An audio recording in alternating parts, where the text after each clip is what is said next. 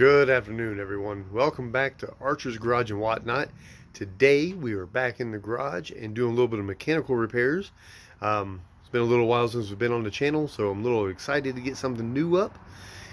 But we haven't had a lot of stuff going on lately. Just, tinkering here and there. Just not anything I really felt like you needed to see me do. But today we got a little bit of interesting stuff here. I got my wife's truck here. It's a 2003 Ford Expedition 4.6, very common vehicle. Same thing on a f150. Many cars have the 4.6 or 5.4 or even a 6.8 V10. Be very similar to this. So I figured this could cross over for many things. I mean, even if you're talking about a car with a 4.6, things like that, this could help out with that. I've been having a few issues with the ignition coils, sporadically giving misfires. We went on vacation a couple weeks ago and we got to Tennessee and had an ignition coil drop out. And the ignition coils that are in it, I put them in there about 3 years ago. So see, this is March, June will be 3 years, and they're not the best. I got some knockoffs from Amazon, so I figured, 3 years out of those I got my money's worth, right? So anyhow, we'll go ahead and replace them with some good ones. Got some good NGK.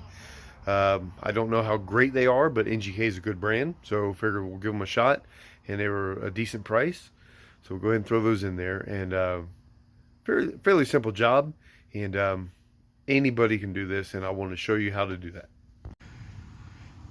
Alright, so here is the NGK box that they come in. These are the ones that we're going to be replacing. That's what they look like.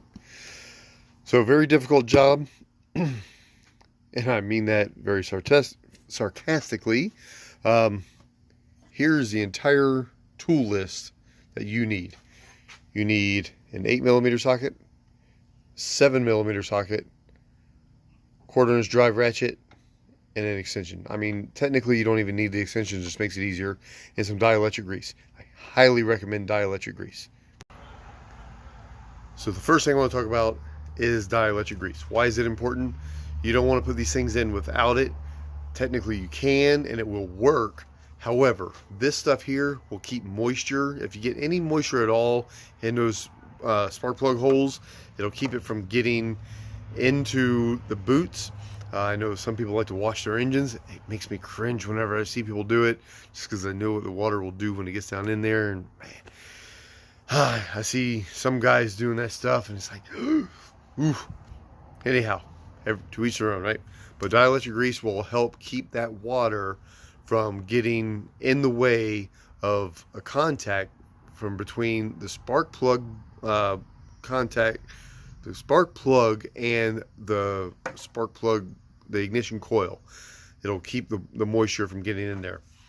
Another thing it'll do is the next time you need to replace these things, if you don't put the dielectric grease, from the heat cycles from this, sometimes it makes that boot get really hard in there, and when you go to pull it off, sometimes it'll stick, it'll get ugly in there. This dielectric grease will help it from being that. It'll just help the removal next time even better. So make it easier for the next guy. You will probably be the next guy, and keep moisture out of it. Just my 2 cents. And this whole entire tube cost you $10, and it'll last you probably 10 vehicles. So is money well spent, in my opinion.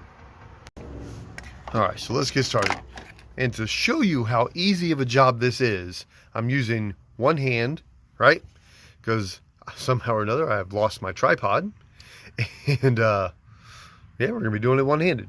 So we're starting on, this is the passenger side of the engine, so cylinder 1, 2, 3, 4, 5, 6, 7, 8 over there, and we'll start over here. So this is cylinder 1. Just come in here.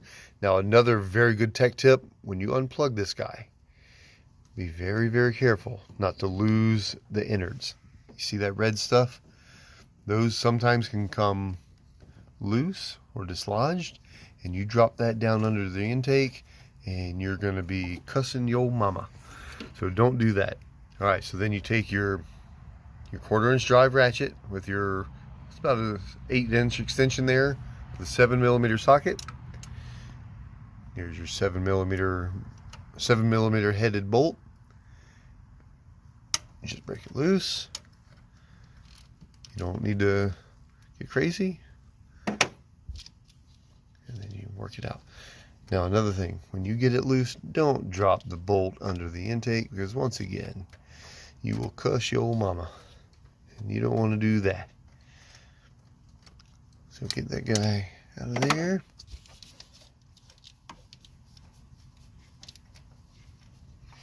And like I said, I got about 3 years out of these guys, and they're the Amazon Taiwan Toughies.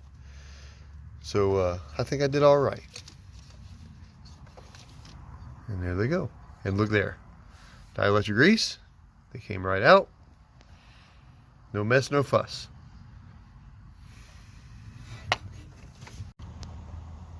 Alright, so this should be interesting, trying to put dielectric grease in here one-handed. Now, here's my theory. NGK put their good name on this. If you buy something from somebody and they don't put their good name on it, is their name that good? Look here. Here's my Taiwan Toughies from last time. No name on it. I think that says something about a company when they don't even want to put their name on it. Maybe I'm wrong, but that's just the way I feel. And then you put your grease. You don't have to go crazy with it. Just a good dab. Because once you put that in there, the spark plug goes up in it, and it, squooges out, keeps the moisture out. Everybody's happy. So you take this guy.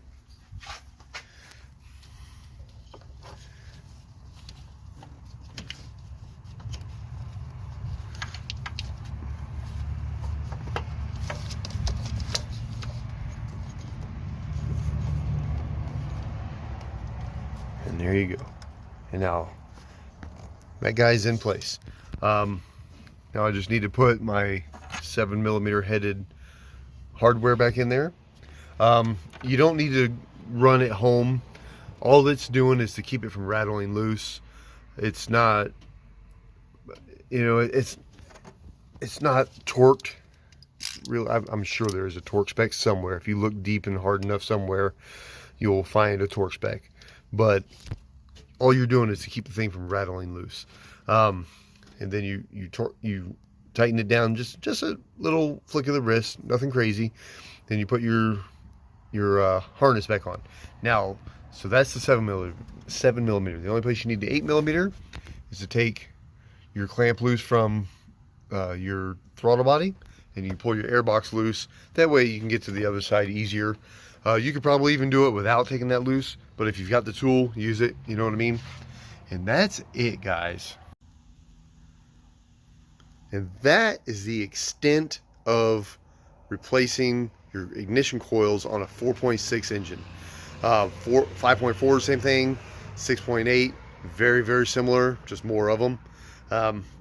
What was that? 5 minutes maybe, and one-handed, because I'm holding a camera in my phone in my other hand.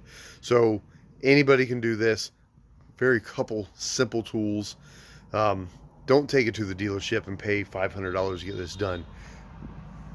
Go on Rock Auto or anywhere, but I went on Rock Auto, ordered my NGK ignition coils.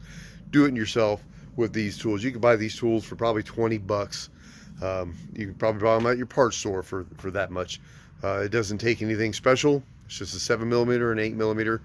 And don't pay the big guy the big bucks. Do it yourself, save yourself some money, and have a good time doing it. Doing your driveway. A little bit of initiative and hand tools. You can do anything. And that is the point of this channel. I hope you enjoyed this. Very short, very sweet video. If you like it, hit the subscribe button, hit the like button, and join us back next time. And have a blessed day, guys.